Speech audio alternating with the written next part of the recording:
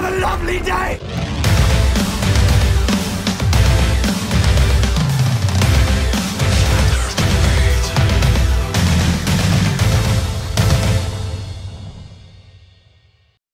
Welcome to Flat Earth Debate.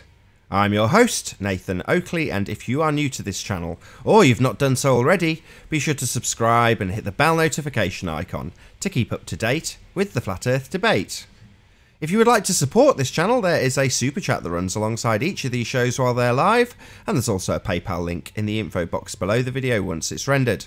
But most importantly, if you would like to join the discussion, simply mute the page you are currently watching, then click the link in the info box below this video to join the panel and express your views on the shape of the Earth. If you do join, please don't swear. If you do, you'll be ejected, and if you are, please don't try to rejoin the stream using sock accounts. You'll be warmly welcome back on the next stream. Please also share the show. Sharing the show obviously increases the live audience, but this in turn increases the chances of a more diverse panel. So please share the show. And one last time, if you're new to the channel or you've not done so already, be sure to subscribe and hit the bell notification icon to keep up to date with the Flat Earth Debate. Now we are joined by Jose, Arwin and Sleeping Warrior. Good to have you. Hola. Hello. Good afternoon. Morning, what's up? Good morning, good morning, good morning. Any signs of curvature, gentlemen? No. Not of the Earth-based variety. No. Signs of axial rotation of the Earth-based variety? Nope. Any evidence that we can have gas pressure without a container? Never. Did I hear a yes? No. Never. No. About the distance to the sun? Anybody got any of that? There There's is no none. distance to the sun, Nathan. What about a self-perpetuating molten iron core at the centre of a presupposed spherical Earth? Nope. Well, I presuppose, but no. I don't think we'll know that unless we dig down, right? All the way to the center. Scientific evidence of gravity? Any of that? No. Not yet. No. Fair enough. What about the presupposition itself? The R value, radius, gentlemen. Any evidence of that? No. Sticks in the ground, baby. Sticks in the ground and shadows on lights in the sky. Well, that concludes the housekeeping quicker than normal. Yay! So, Ruhif. Would you mind sharing my screen, please, Nathan? Yeah, sure. I have a date to dine with this dumbass. Real bad dumbass. Alright, so we've been asking recently for the distance to the sun and what's the science for it, and we've been asking where does it come from, and Ruhif has given a different answer, generally speaking, than Simon Dan gave. Simon Dan, for the benefit of everybody else, if you recall, quoted Venus and radar as the main science for how they know the distance to the sun. In this video, it's basically quite a good video in terms of telling a story. It's a lovely story, just like Rumpus's stories. Not very much evidence for it, but basically it's the last kind of 10 seconds. The main issue is, the main issue is once he goes through his lovely story and he gives loads of lovely maths, it's like when Tesla described Tesla's famous quote about mathematical garb that dazzles and confuses, but yet bears no resemblance to the real world whatsoever. This is kind of exactly what's happening here, because the whole conclusion, the crescendo of his point is this: if we know the angular size of the sun and its actual size, guess what we can work out? Well, you don't know the actual size because you don't know its angular size, because you ballers are all stupid and don't know what the angular size actually means. The angular size is not simply measuring the angle. It's measuring the angle from a set distance. That's how you get your actual size, Ruhif. You need to know your distance to get your actual size. Measuring the angle from the observer is only half of it. It's two-tailed, the test. It's not a one-tailed test. It's measure the angle at a certain distance. And you can check it. You can check all the citations. I had this with GeoStreamer.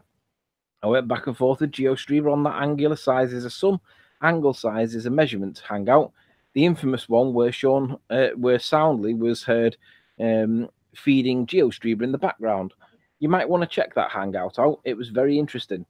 But the conclusion is the angular size you do not know because it's from a set distance. So the whole of this video is based on this word, if. If we know the angular size of the sun, which we do not, and its actual size, which we do not, guess what we can't then work out because we don't know it. So Distance. Ruhif, lovely story, lovely maths, dazzled and impressed with mathematical garb. Still relies on that presuppositional angular size though, doesn't it? Yeah, it does, doesn't it, Ruhif? Unfortunately, you don't know the distance to the sun or the actual size. You need one to get the other. So I'll ask the question again, Ruhif. How do we know the actual distance to the sun? You can't use angular size. You can't use ratios because there's an overlap. The ratio becomes an actual size at some point, and that's all we've got to spot. When does it become the actual size? So I'll ask you again, Rumpus. Have another go, mate. Tell me what the science is. How do we know the distance to the sun? Where does the actual number come from? Where does it overlap between the ratio, and which is obviously relative, and the actual positions and the distances, the actual ones? Where's that overlap? Well, there's always a point where it flips, and it's sleight of hand. And in your video, you slipped it in the last 10 seconds based on the last minute's worth of talking. So literally the last 10 seconds, he speaks that fast in the video that you don't even catch it. And I wonder whether that was intentional or not. My second point with regards to Ruhif is in this comment he put in here. It's the one where No Simon Dan comments. No Simon Dan, I'll make this bigger so it can be seen.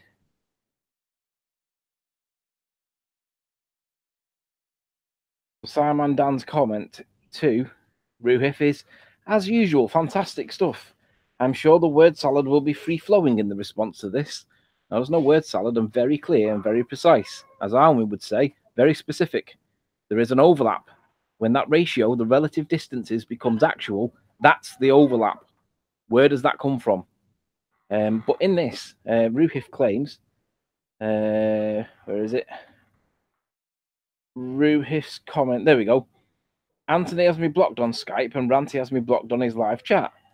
Ruhif, of course they have. Lol, idiots. Well, I'd like to just take this opportunity to remind people why it is that Ruhif is blocked on my Skype. You know why I've blocked you, don't you, Ruhif? You are dishonest. You simply ignore that light travels in straight lines on your model, which citation for that is Fermat's principle on the trajectory of light. And the effects of refraction are negligible. I've got 3 cited documents that I can cite to you. Tilly, shut up! I've got 3 documents that I can cite the word negligible in. Negligible requires a definition, and I've asked you to provide a definition for the word negligible in this context.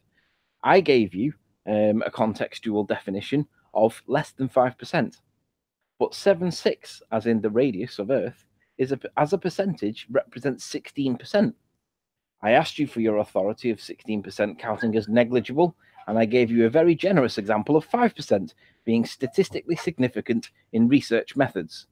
Anything less than 5% is not considered significant. However, you did not get back to me with something to support 16% being negligible, yet still push unfounded science that light bends to the degree of 7/6R, knowing that there is no science to support you at all. That is why you are blocked. Perhaps No Simon Dan can help you with an authority for the negligible refractive index values of Earth, being 0.0003 to 5 compared to 7/6R, because this figure, 0.0003, is minuscule compared to 16%. So tell me, gentlemen, in context, 0.0003 to 5, is that similar to 16%? Can either of you scale, or are you both as dishonest as each other? I have my refractive index values of air, hydrogen, oxygen, etc., and they are nowhere near 16% or 7/6R. So this is why you are blocked, Ruhif, because you still push the narrative that light bends to 7.6R and there is no science that supports it. Refractive indexes of air is 0.0003 to 5. It's nothing, basically. You might as well have the number 0. That's why your block grew HIF, because you refuse to accept that 7.6R is grossly misrepresentative and you've got no science to support it, but you push it anyway as your religion. I'm done. Terrestrial refraction is part of their religion. 7.6R. In R they trust. Yeah, but there's no science for their 7.6R. Oh no, it's just part of their religious belief. But they must assert it because they believe in R. So 7.6R, well, so what? You know, you're going to believe in R, you might as well believe in 7.6R. It bugs me when he plays the victim card when he knows damn well why he's blocked. There is no science for 7.6R. Light travels in straight lines. Terrestrial it varies refraction. minutely in the atmosphere.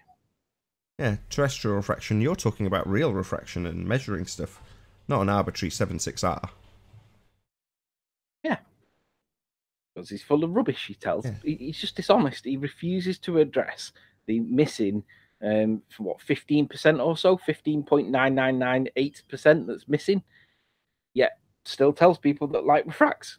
No, it doesn't. Not to the extent that you guys need it to explain what we see. Like Nathan says, we just see it because it's there. Not because it's been illuminated. I'd hit it. Apart from the Coriolis, but we won't go into the Coriolis thing. That's a George comment. But if I say the body of science says so, that makes me smart. And if I say math is reality, does that make me smart?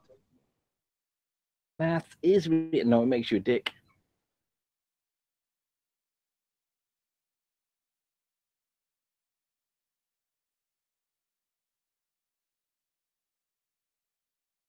Because I noticed that Arwin was on mute. I didn't feel rushed. So thank you, Arwin. Going to make a brew. Yeah. Arwin, you had your medications today. You'll calm down. Sorry, I had to. Speak up a little bit.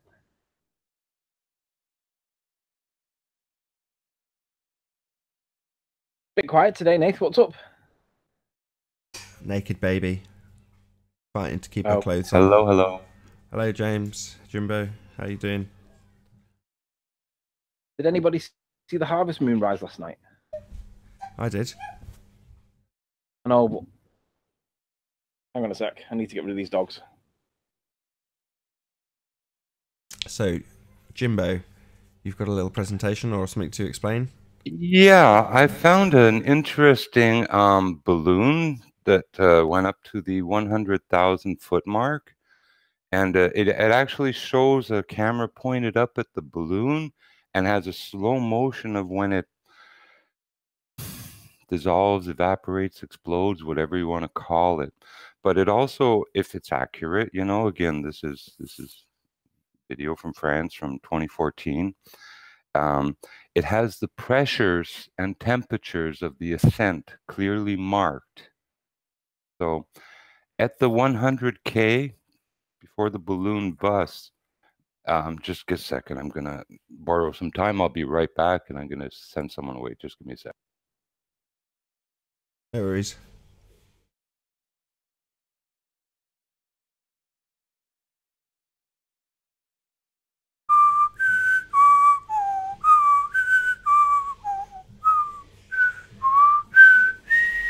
Sorry about that. No worries. Again, the pressure at 100,000 feet is very, very low.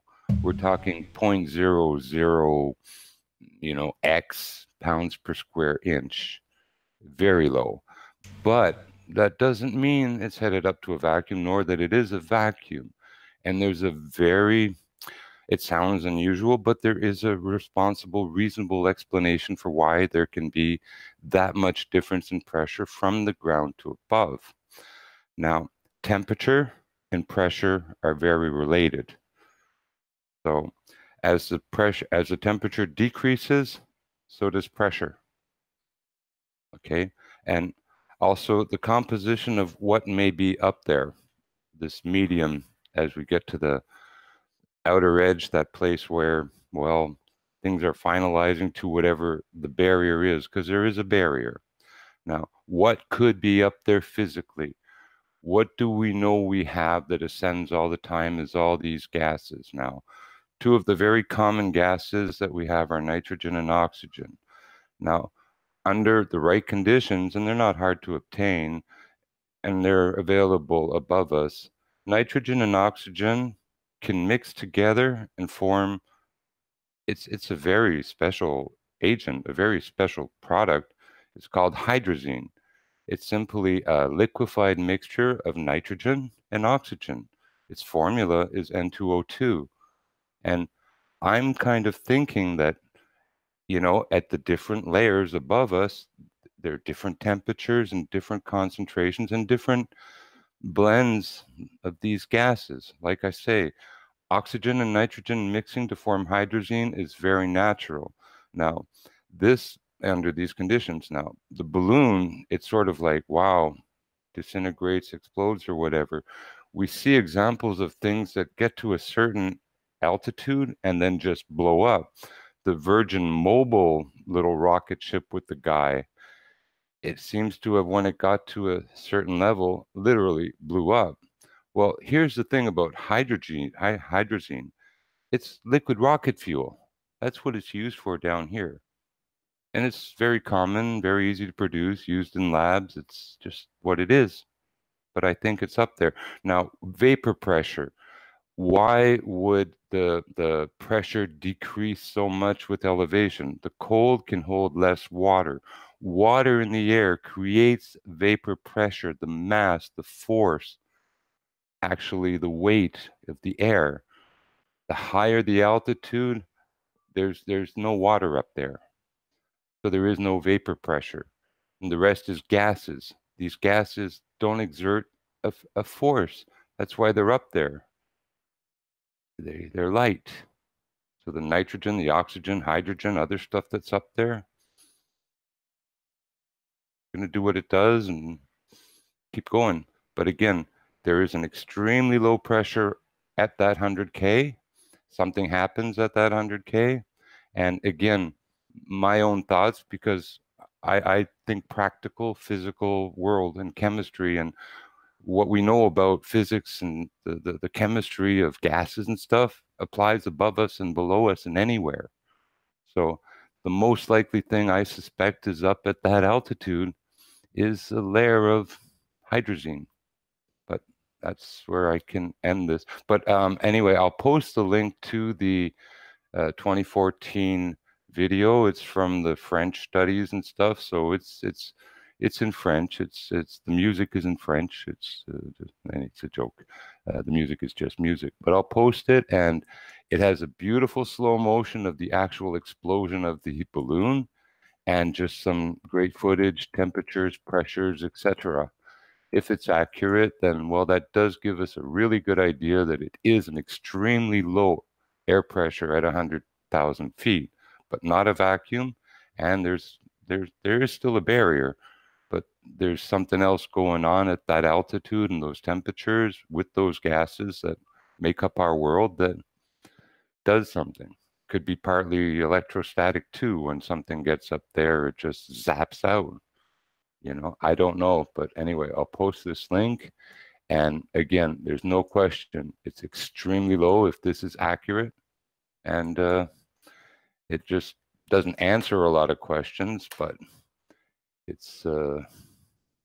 is what it is, and it opens the door to more questions and possible understanding. I'm not saying that I'm right about any of this, but it's just a new piece of little film that I had slipped the view of flat earthers and other people in the discussion, and I would just try to get my mouse where it belongs.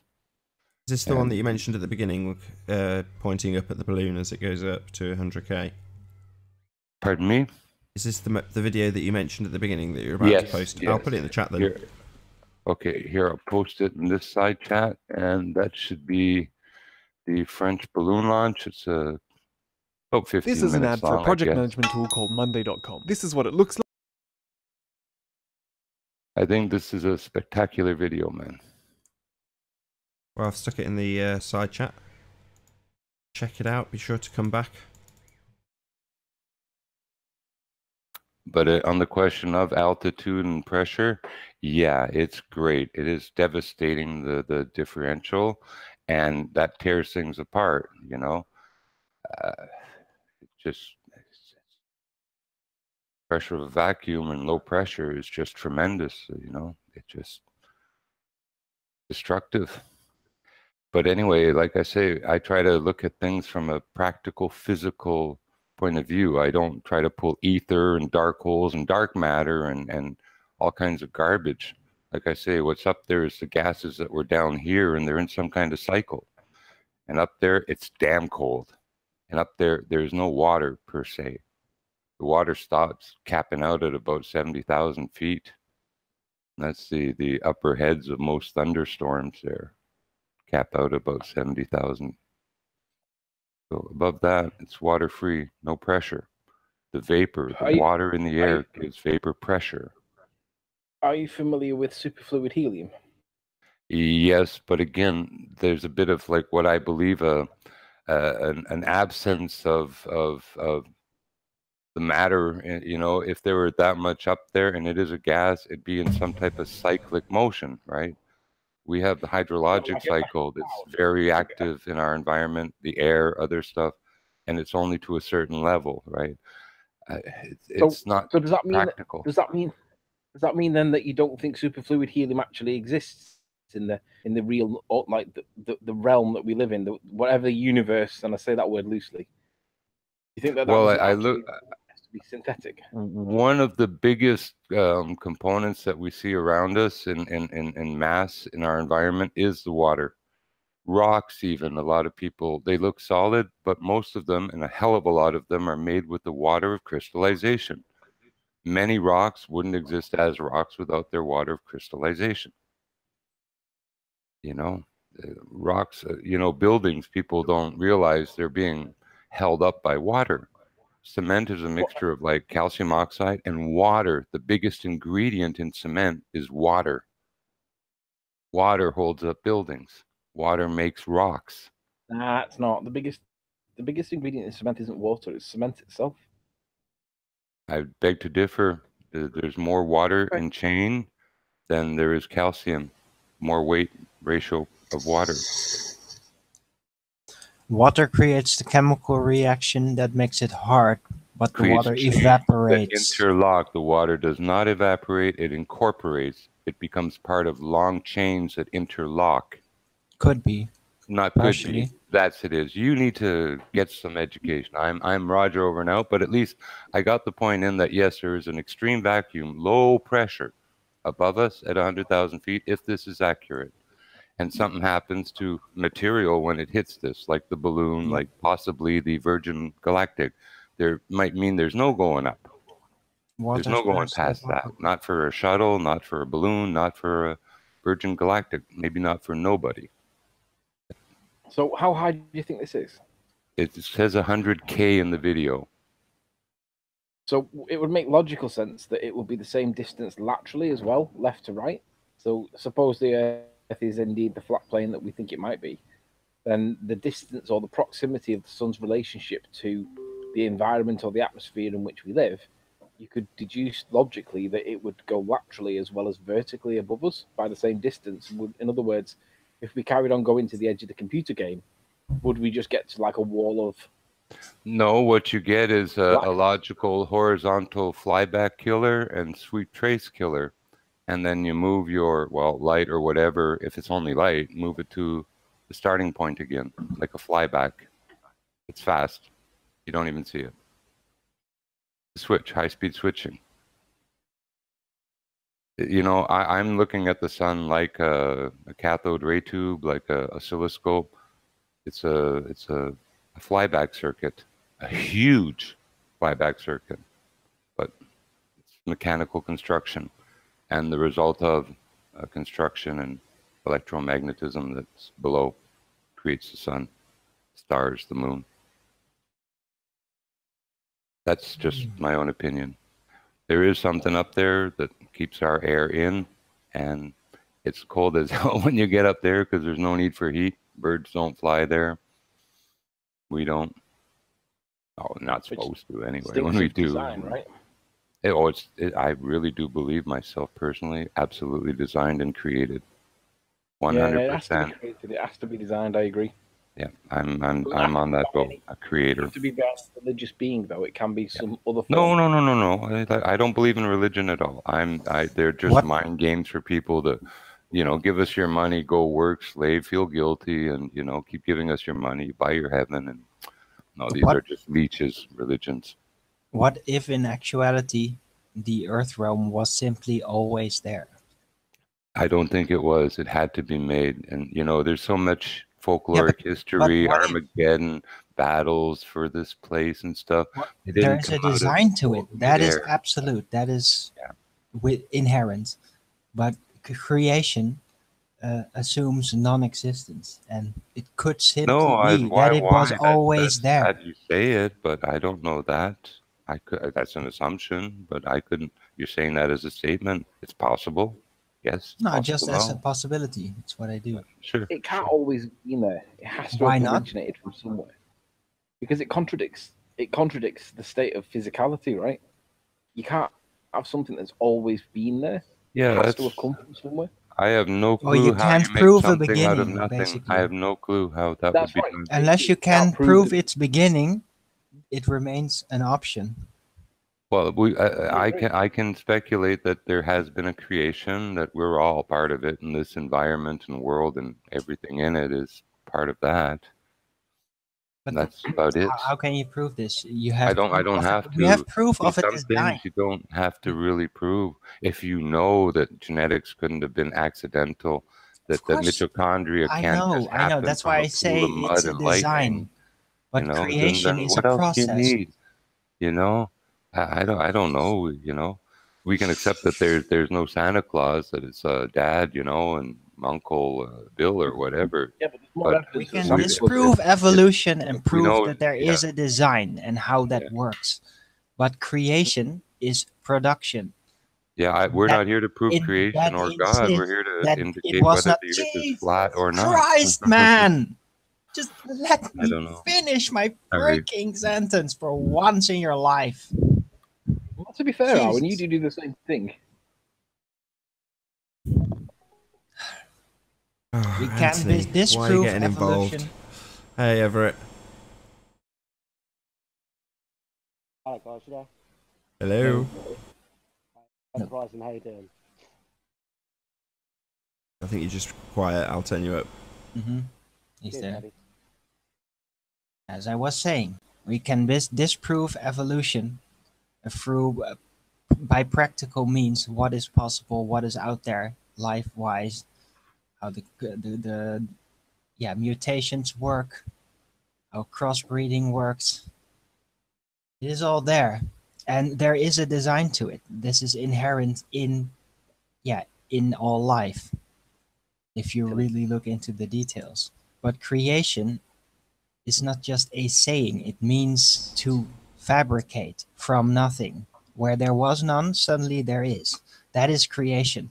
And there is no proof of this. Well, it's logical. Okay, I'm not done yet, dude. I'm not done yet. Yeah, your definition of creation is taking a long time, as long as creation itself, conversations, and I don't know. Look, all I'm saying is that, okay, the idea of your creation that way, where something has to have started at an initial point, fine, from that point of view, but creation of what's here now and continuing to process and evolve, that's creation. It's in the now. You're talking about before anything. Another definition of creation is what we're living. As a saying, creation, the earth, everything. Creation when? Back it's then designed, when it started, but we have no proof that it was fabricated. We have proof now. We're here. We have no proof that gravity exists, so either are we? We can fabricate things, but we are part of it. So what fabricated it where it was not there? See? Right. There is no physical proof for this. So it might have just as well been always there. It sounds surreal, but That's it like is an arguing that the actual future- option. That's all I'm saying. Just unraveling the assumptions here. Baseline Not approaches. unraveling. Not They unraveling. can tie you down. That's all I'm saying. Well, I just remind myself that there's no evidence of gravity either, are we? Yeah, well, there There's is evidence plenty of evidence. fingers and There's skin, plenty of evidence for it. keys in That's- hand and mics in hands, but gravity itself. Well, I've explained gravity, what it is, what I've been able to deduce, and it's a lot directional pressure, I got to take the care of alignment some of stuff. density and Thanks, buoyancy, guys. Bye. how to add other forces, what happens. Okay, Yeah, no, but you can't prove it though. no, I can prove it. I just can't prove it scientifically. Well, you It's a can't very prove it. We've had this specific, conversation. narrow thing that I can't do with it, and that is You can't what prove it, seems to Alan. be very important. So, sure, You can't I prove can't it, prove Alan. it You can't prove scientifically, it but in I can science or describe out it. of science. Hello, Alan. You can describe whatever you want. I have a big bundle of correlations. It works out. Yeah, correlation is not causation, Brenda. I know. You don't have to tell me. That was ridiculous, by the way. But yeah, I'm still working on it. I still see openings there. I think. Hello, come here. Hello. Right. So let's move on. You got lost, Alan? No, I'm waiting for the man from Amazon again. What did you order? I haven't seen you for a week or so. Have you been upset by someone? No, just been busy. Taking advantage of the rainy weather. What are you ordering? Any evidence of gravity for us, Alan? Oh, No, I'm done talking about it. I made myself pretty clear. Alan, I said. are you two bickering again? No. Well, you weren't here to pick on, so we had to pick with each other because you weren't here. But Why now would you you're pick on- here. Why would you We pick can pick on an you old man? instead. Why would you pick on an old man, Tony? Because you believe that we live on a spinning testicle, Alan, don't you? Oh, Any proof of curvature, Alan? I hear you repeating Dell. You hear me repeating Dell? Doesn't Dell say that? No, Ooh. he says bendy water. He says, No, he says bend it water. Let's do that again, Owen. Bend it water. No, but his sentiment is accurate, though. His sentiment is correct. Do you have an issue with his point? No. What Dell says, what's really his trademark saying is, there is no debate. What I is agree with that to debate about? But if we don't have a platform for a debate, it means that everybody that comes into Flat Earth misses out on the opportunity of realizing that not only is the debate over, but they get to see both sides of the argument, not realizing that it's already over. Dell is quite right. There is no debate. There is no evidence. They cannot prove the shape of the Earth, cannot prove the concepts in which they believe are true, like gas pressure existing next to a container, or without a That's container. just spinning ball religion.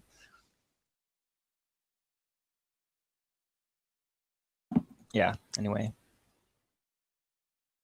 Nobody can do Dell like Dell can.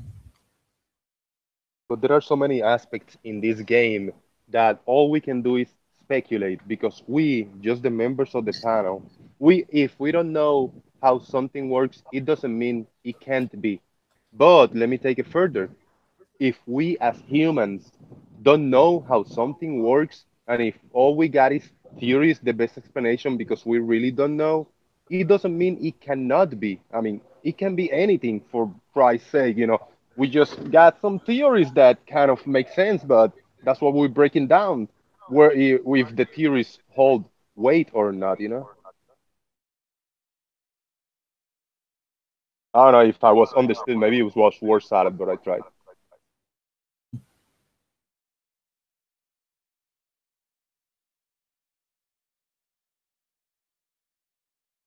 Alan, how does gas pressure exist next to a vacuum without a container?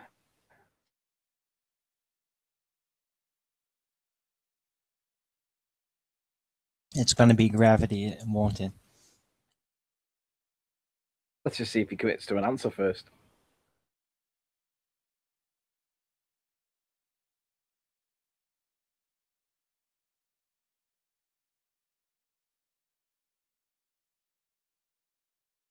Any answers for us, Alan?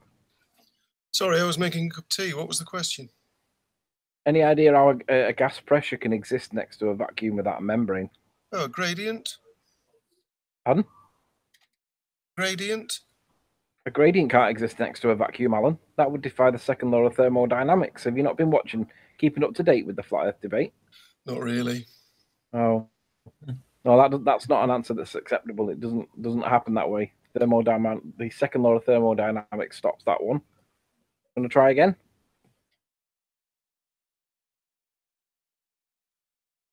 No. Okay then. We'll not take an answer off Alan. I get more sense out of my dog that's whimpering at the minute. No need for that, Tony. Bit low, my friend. Well, What's she squeaking? don't have an answer. That's part of your religious belief, Alan.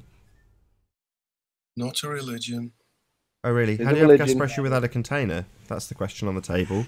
Because the reason for the question is because you think you live in a sphere world with no barrier and gas pressure in a massive vacuum. So that's part of your religious belief. It's nonsense, but that's what you believe if you believe you live on a spinning sphere. That's why we're asking. How is that possible when it defies the second law of thermodynamics? Did you stutter on your script from I did John? stutter, yeah. The CIA script had a little smudge where it was faxed. Was it a smudge like Ranty's Horizon smudges, Nathan? More like a satellite smudge. What do you think of Red's Rhetoric retiring Did he retire? Retiring from what? from YouTube? You're not keeping up with the flat Earth debate? No, I gave him that To be option. honest, That was the option. One of the options I gave him. He's just, hello, Mark. Is it music? How you doing? Yeah, Nathan. Good to have you. No, he's just following orders.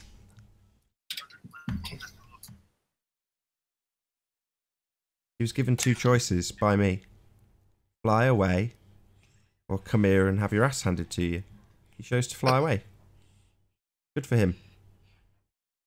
He's been retired then. You retired him, Nathan. So, did he give a reason for why he's hanging up his boots? Said he's bored of you. Probably because he can't find evidence, or he probably realised that NASA don't tell him the truth. It's the only logical conclusion I can come to. But to be honest, I'm not surprised. You can't be a flat earther, a ball earther, if you've spent any time in it, because there is no evidence for it. I can only assume he's been given another assignment from somebody.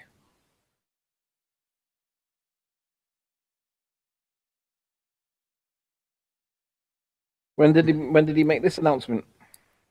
He did a hangout last night. No, I'm not. Well, the way I see it, he got a P1000 now. He got what, two P900s? Because his viewers, helping getting that, a little here and there. So hey, he got his equipment. Now he quits. Now he got more time to hang out. Nothing wrong with that. Hit the super chat. Right? Yeah. Shout out to John Watson. I know he'll enjoy that. And his little friend Ute. It's a bit stilted today in here. What's going Shout on? out retracted. Can't retract my shout outs, are we? Why would you retract those? Ute and John Watson? Top FE trolls. Good boys. I got one shout out to Multi Tom Tom. He keep calling me a chill and a baller. It's okay. Bring it on, baby. Does he know That's you? because you've been slurred by people from the Pontchartrain side. I don't even watch Point. Oh, yeah. I understand now. I don't care. You can say whatever they want. Shout think out it's to quite Dave for the super interesting, chat. Thank you very much. Yeah, did he give a Multi Tom reason? Tom. I don't know if I got any respect because he's a Pac-Man guy, right? I mean, no disrespect, Arwin. You're the looping continuous model. He's a Pac-Man guy, so he's different. What? Sorry? Multi Tom Tom. I think he's a Pac-Man guy, so I don't have any respect for him. You maybe yes, because you say looping model. You don't call it Pac-Man. I don't No, come on, you got to respect is the multi-top. I'm just saying it's an option, and it's an option that smooths out certain conceptual problems that other models could don't refer take to- in account for. So that's all. It's all a If we could theoretical refer to a construct. Pac-Man model- If we could Yeah. refer to a Pac-Man model as some kind of like 4th or 5th dimensional concept, then I'd be a lot better with that than saying Pac-Man. 'cause the looping It's some very idea easy doesn't to work. add that on. Shout out It's to the Mind of just- God for the super chat. but- Thanks very much. But it's just going to be a theoretical story added on it. So yeah, I just call it what I think it is, a looping model. The loop is an introduction of a spatial concept. And yeah, it fixes many things Hooray design-wise. for conceptual models and pseudoscience. Yay. Yeah, I know. I keep picturing the looping Darwin model, and I keep picturing in my mind a hamster wheel with the maps drawn inside it. Hamster Yeah. wheel. Yeah. For not a real. hamster, it's just a human wheel, perhaps, a very big one. Isn't it? That, like that's the a train, possibility. Isn't it like That's the train that's a station big in? wheel. Isn't it like the train station in Matrix 2? Yeah. Exactly. Arwin, on your model, what happens in the corners? There is no corners. It's rectangle, isn't it? No, that's only the total spatial confine, but it loops. So there is literally no corner because there's always the other side that's just right next to it. That's brilliant. There is no corners. I love Yeah. that. It's me. That's I what- There's no, understand. there's If no you distance keep to the sun going, and there are no corners. hold So, on, hold on, Owen, hold on. If you keep going to the left, you come back from the right. I mean, if you go west, you come back from the east. But now, if you go north, you come back down from the north, right? Because That's I a guess bit. you cannot No, come you up come from the south. That's a bit like a globe. No, it's not what I'm Yeah, saying. it does. It comes down, come up from the south if you go north far enough. And there's probably a lot of land there. It follows the pattern of the story of the Norwegian So guy what that makes it went different to a to the globe then? North Pole journey. It's exactly what he describes. He went there, other lands, then continued on river, didn't describe literally a way back, but it was kind of similar territory. And he did end up at same spot again eventually. No. I'm sorry to interrupt you. If you go up to the North Pole and you come up from the South Pole, no, I mean impossible, Why Arwin. You got to come down from the North Pole again. Why do you have to do that? Because that makes no physical sense. Exactly, though it doesn't, because that makes the North Pole and the South Pole one. One continent, one thing. No, it's just a It doesn't. border. It's a shortcut. Just a If I want to border, go to no South more than America, I go up to Canada, keep going to the North Pole, and then I gonna come down and hit Chile. No, but look, if it's looping, it's going to be looping north to south as well, and that simply means that there are more realms like our known continents to the north and potentially to the south, maybe completely different to the south. I suspect it's just a lot of landmass with rivers, and to Oh, the bollocks. north there might be ocean and then more land. Yeah, I there don't might know. be. There's So so what? many This stories is about all what's to the bollocks. north. Why are we talking about this? It's all bollocks. There might be loads of things. It's possibilities. Wow. Not There bollocks. might be loads of things, but there's definitely no Legend. corners. Just Fantasyland. Oh, there's maps. Yeah, thousands and thousands of them.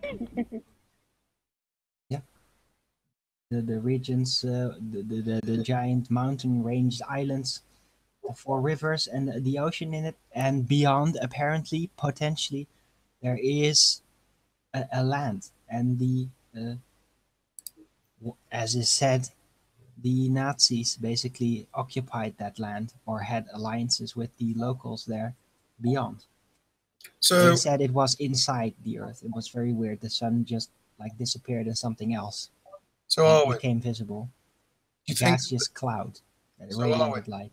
Arwin, are they hiding more land and God? That and what?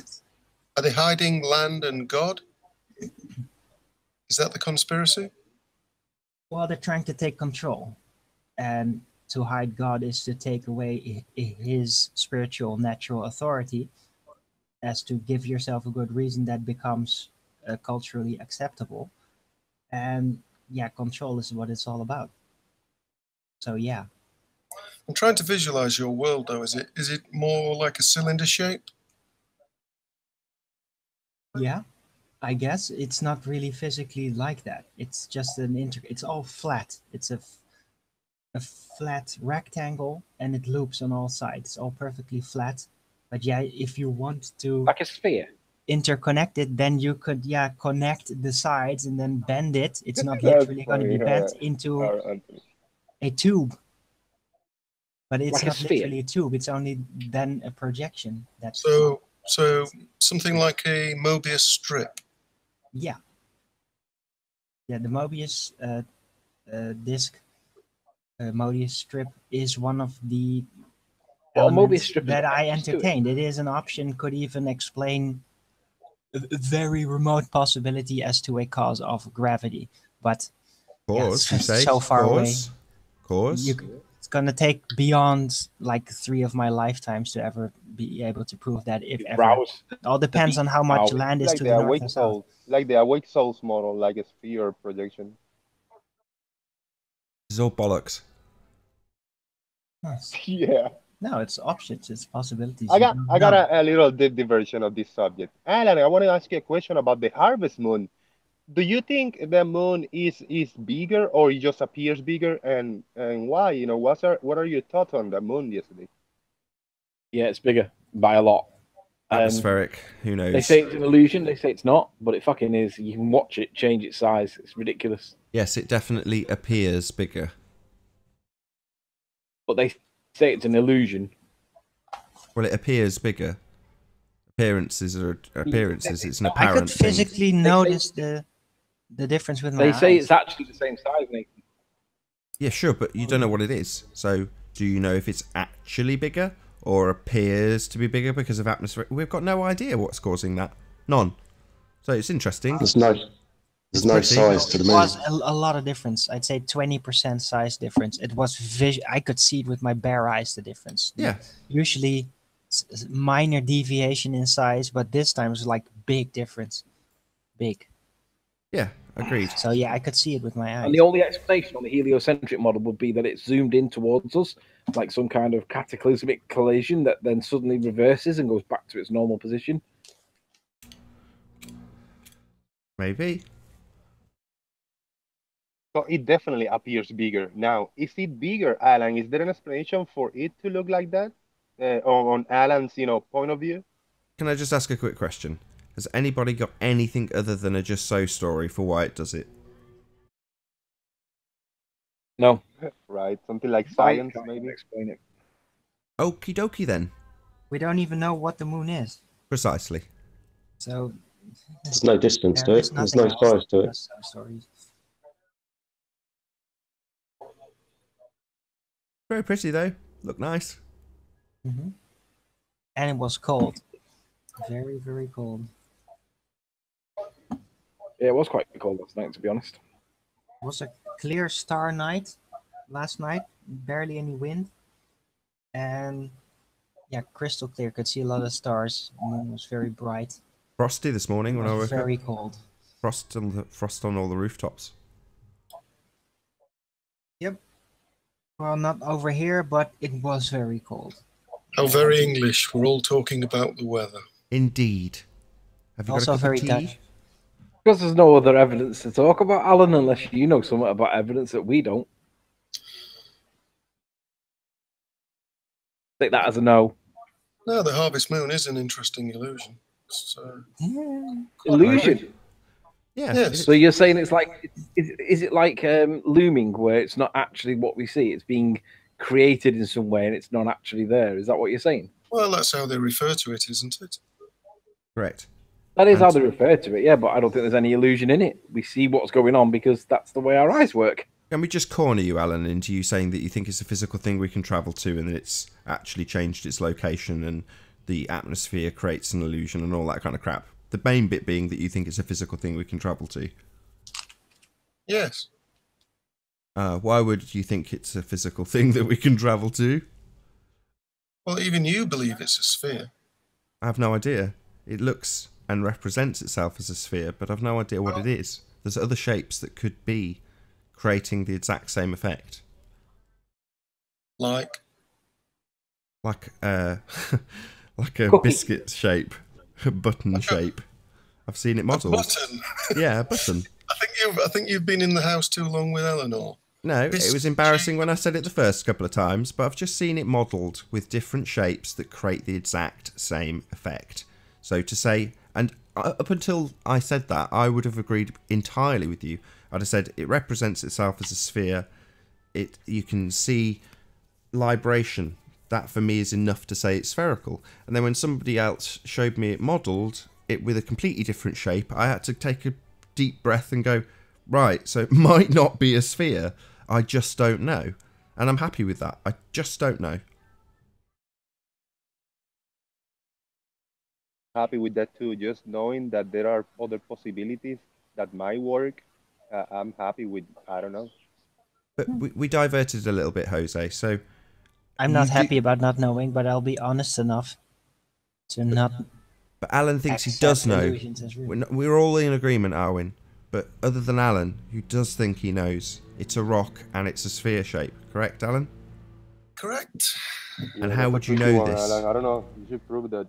How could So, you Alan, if possibly it's know? a rock, Alan, if it's a rock, would you agree that it would be tangible by nature of it, by virtue of it being a rock, right?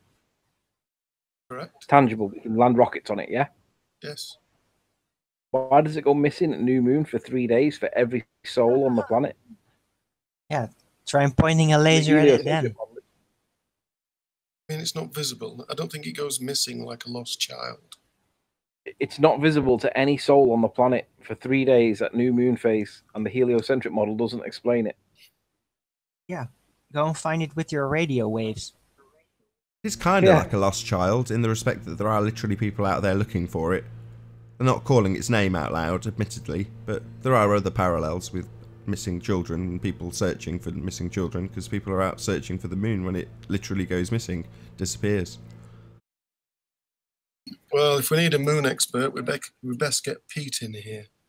Is Pete a moon expert, is he? Okay. He claims to be. Pete Shea, Yes. Aristarchus? I'm asking you, what's the explanation for why it goes missing for 3 I days don't on know. your model? You talk to me as if I know the answer to everything. I know, but you think you know what the moon is. You said that before. You thought it was a rock, right? So how does a rock go missing for 3 days for everybody on the planet? I don't know. The world's a wonderful place. Not really. It's predictable. It shouldn't go missing on your model. Are you on some new meds, Alan? Because you sound very... No, I don't take any medication. Okay. Do you? Just ice cream. No. I thought you liked a bit of the old horny goat. What? Would you class horny goat as medication? I do take it sometimes, but not regularly. Where'd you draw the line? If I take a paracetamol, am I medicated? I take tea every day. Tea? Bloody hell. If you're going to class tea as being medicated, I don't know where... I'm a drug addict, that's it. Tea, sometimes an aspirin. You know what I mean? Does it have caffeine? Yes, caffeine. So about that moon, Alan. I don't know enough about it, Tony, but if you want to talk about It goes missing for 3 days at new moon phase every single month. I'd like to know why. I don't understand it. I know you don't understand a lot about the moon. You lost that bet, didn't you, to Mr. Taylor? So no answer then. You don't know, but you're happy to just be in denial, right? I don't know. But you said you did know. You knew it was a rock. You knew we could travel to it. You know all sorts about it. We all don't know a thing about it. You seem to be the one in authority here, Alan. Yeah, I think it just gets bored and wanders off. Have you got any evidence for that assertion?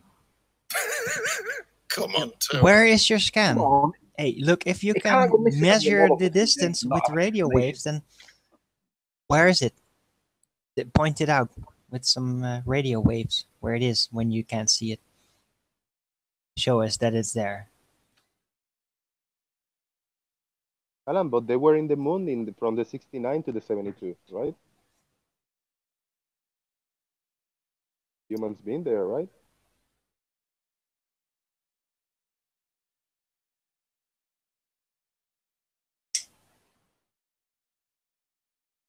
Guess we're not going to get any answers. No, Yeah, I guess not. Alan's an old Anybody man. else knows why the moon goes missing new moon phase for 3 days? Come and give us the explanation. I know it's something to do on your model. It's something to do with, well, the sun's behind it and we're seeing the reverse side of it. Yeah, Soundly can get Earthshine. So why does it go missing and Soundly's the only one that can get it? Is it something to do with the celestial longitude? No, it's something to do with ignorance. No, tell me more, Alan. Well, isn't it in the same vertical line as the sun? So you're saying it goes behind the sun? No. Well, Sounds like you're saying that. If that's the case, if it goes in front of the sun, wouldn't we have an eclipse? Alan? I'm sorry, I'm distracted. It's alright. I said if it goes in front of it, wouldn't it cause an eclipse? According to Tony, there's an eclipse every month. I'm asking you, our resident moon expert. I'm not a resident moon expert. Well, Who made me everyone that? else says they don't know anything about it. We don't know if it's physical. We don't know. You know all about it. You know it's a rock. You know it's out in this thing called space, even though you haven't justified how we have a gas pressure without a container. So you've got all these religious beliefs about these things in the sky. But when we actually ask you any questions about him, we get answers like, well, it just wanders off for 3 days. Well, I like to be vague, pretty much like, where's the dome? Where's the edge of the ice? What dome? What ice? Where's molten iron core, you mean? Yes, let's be vague about everything. Makes for a great show. But you guys all believe that, you know, exactly, it's all mapped out and you can make predictions on your model and stuff like that. And I want to know, how is it possible on your model that the moon goes missing for 3 days? Because on your model, it doesn't go missing for 3 days. Wanders off for 3 days, apparently. Yeah, it just wanders off. That's hilarious. That's the beauty of a religion. You can just make shit up. If you don't know the answer, just make it up. Well, you seem to be in a good mood, Nathan. I'm always in a good mood. I do what I love. So, about that son, Alan B, Tony, Buddy, Anthony. How far away is it? Depends what time of the year and the orbit. Could Roughly. be 91. Roughly. Could be 91. Could be 93. Okay. How do you know that? It's been measured. Excellent. Who measured it? By who? I think Ranty did it with a tape. No, definitely not. I can speak for Ranty and say he definitely didn't measure the distance to the sun. I've asked him multiple times. I don't think And any I would human support ever in that. history have measured with the tape. Any to the celestial bodies. Anything with the measuring tape. Just speculations and guesses. Is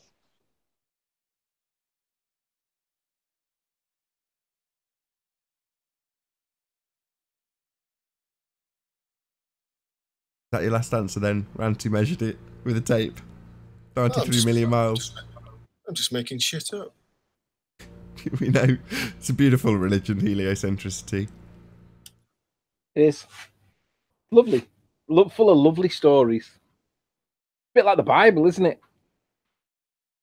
Like that many stories, it could really be called the Bible. Heliocentric Bible, right? Yes, what part would you play in it? Would you be the antagonist? No, I'm. I don't know what part I could play. I'd have to think one up. I'm sure the ballers will be able to give me a role.